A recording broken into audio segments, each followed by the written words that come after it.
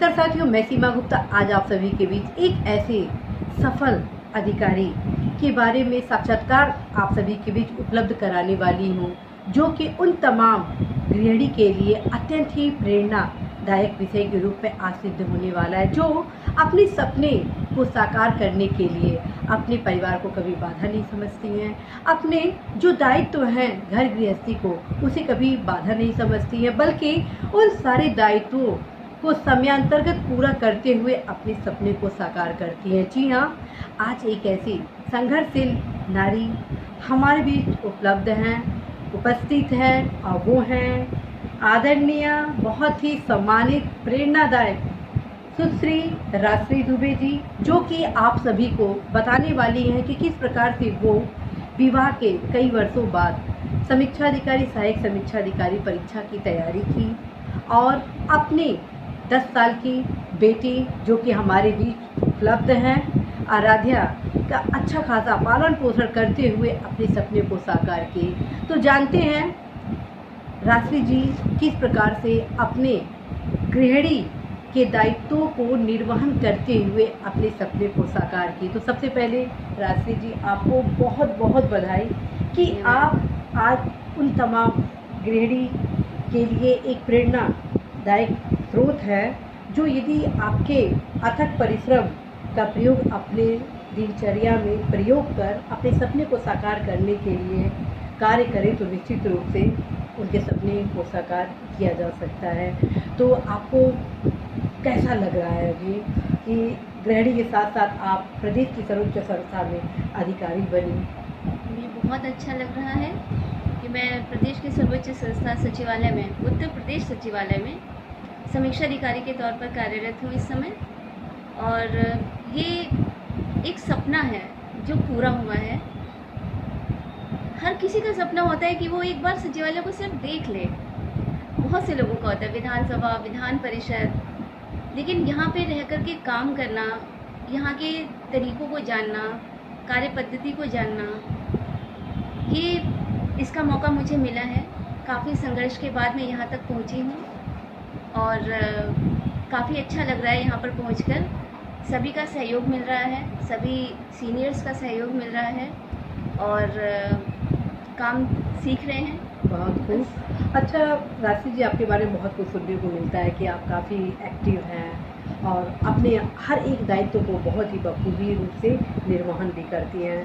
तो मैं ये जानना चाहती हूँ और उन तमाम हमारी बहनों को बताना चाहती हूँ जो गृहिणी हैं और अपने सपने को साकार करना चाहती हैं, क्योंकि इस चैनल पर बहुत सारी हमारी जो महिला हैं उन लोग का ये है कि मैम कोई ऐसा शेड्यूल बताइए जो इम्प्लीमेंट कर हम इस परीक्षा में सफल हो सके, क्योंकि हम सभी का विवाह हो चुका है, तो क्या कैसे किया जाए। तो चूँकि आपका विवाह भी हो चुका था और आप वर्षों बाद इस परीक्षा की तैयारी की है, तो पहले ये बताइए कि आप शादी के कितने वर्षों बाद इस परीक्षा की तैयारी की और आपको में कौन कौन सी चुनौतियाँ फेस करना पड़ा कि आपको लगा कि कैसे इन चुनौतियों को समाधान किया जाए। मेरी शादी सन 2010 में हुई है, फरवरी में, और उसके बाद में काफ़ी लाइफ में चेंजेस आए धीरे धीरे। फिर 2012 में बेटी मेरी पैदा हुई, आराध्या। उस समय मैं बीएड कर रही थी। जब ये मेरे पेट में थी उस समय मैं बीएड की क्लासेस ले रही थी। बीएड करने के बाद में जब माइक्रो टीचिंग करनी थी तो उस समय मैं ये 1-2 महीने की थी। इनको कंगारू बैग होता है जिसमें ले करके जाती थी कॉलेज, वहाँ पे करती थी। मेरे हस्बैंड कॉलेज के बाहर खड़े रहते थे, इनको ले करके मैं अपना अंदर जो भी सबमिट करना होता था वर्क वो करके आती थी। फिर एक दिन ऐसे ही सोचते सोचते मन में लगा कि मुझे सिविल सर्विसेज की तैयारी करनी चाहिए। कुछ वीडियोस देखे थे तो ऐसा लगा कि मैं भी कुछ कर सकती हूँ। फिर हस्बैंड से बात हुई तो उन्होंने कहा कि ठीक है, आप तैयारी कीजिए और मेरा पूरा सपोर्ट रहेगा आपके साथ में। फिर उसके बाद में मैंने तैयारी करनी शुरू करी। सिलेबस पहले चेक किया क्या करना है। मैंने पीसीएस की प्रिपरेशन से स्टार्ट किया है और उस समय मैं आरओ के एग्ज़ाम्स नहीं दे रही थी, पीसीएस की प्रिपरेशन कर रही थी। फिर सिलेबस को पहले डीपली स्टडी किया, क्या पढ़ना है क्या नहीं पढ़ना है, फिर उसके हिसाब से बुक्स वगैरह मंगवाई। कभी कोई कोचिंग नहीं की मैंने, या कोई ऐसा ट्यूशन, कोई ऐसा गाइडेंस मुझे नहीं मिला है। सेल्फ स्टडी से मैंने अपनी तैयारी की है। जो भी घर के काम होते थे उसके बीच में जो टाइम बचता था, उस हर टाइम को मैंने फोकस करते हुए उसको यूटिलाइज़ किया है।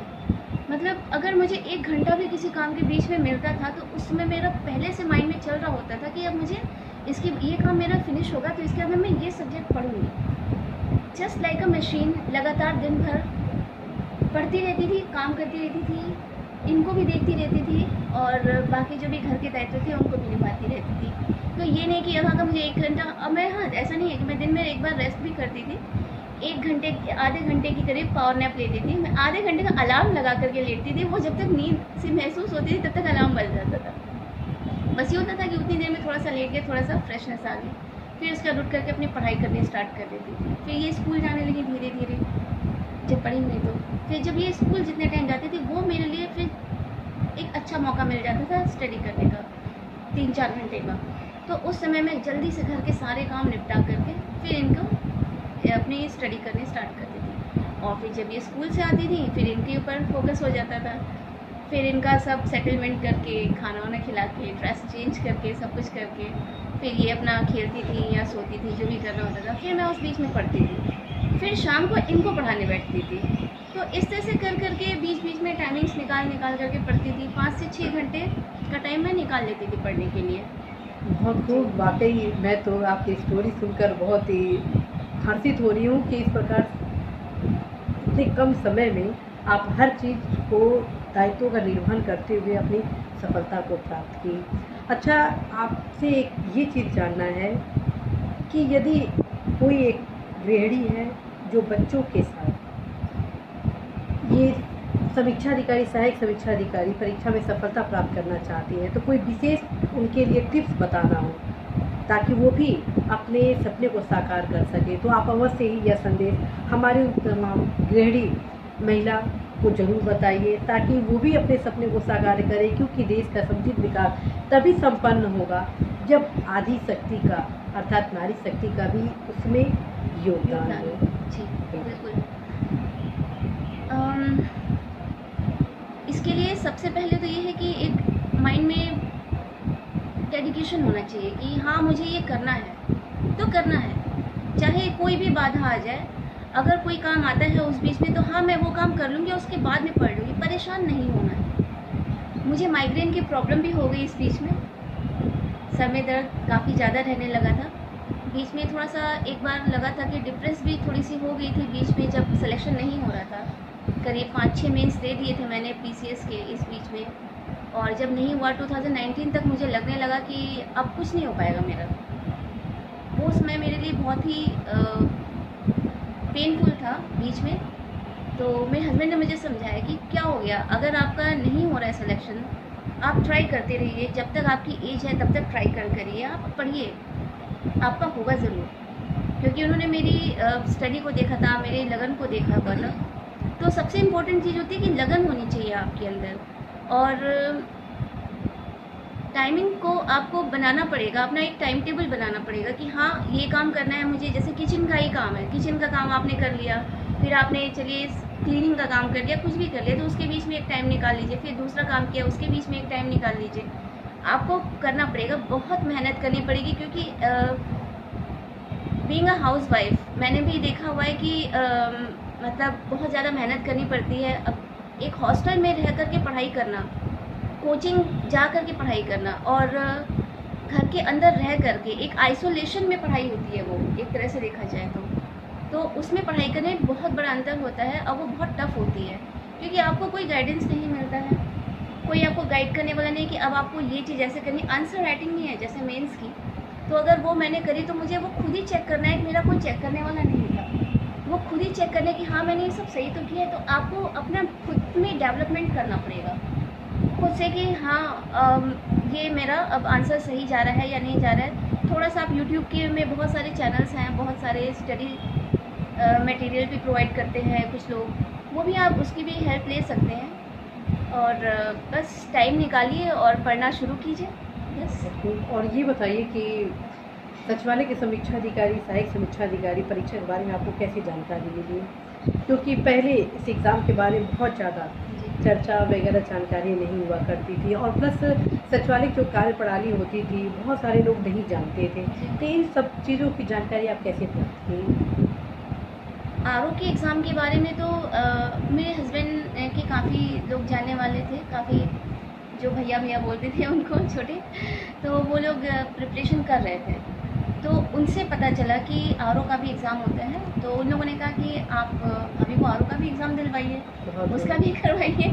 तो उन्होंने मुझसे पूछा, तो मैंने कहा ठीक है। फिर उसकी हमने पूरी खोजबीन की कि क्या उसमें सिलेबस है, कैसे पढ़ना है, सारी चीज़ें।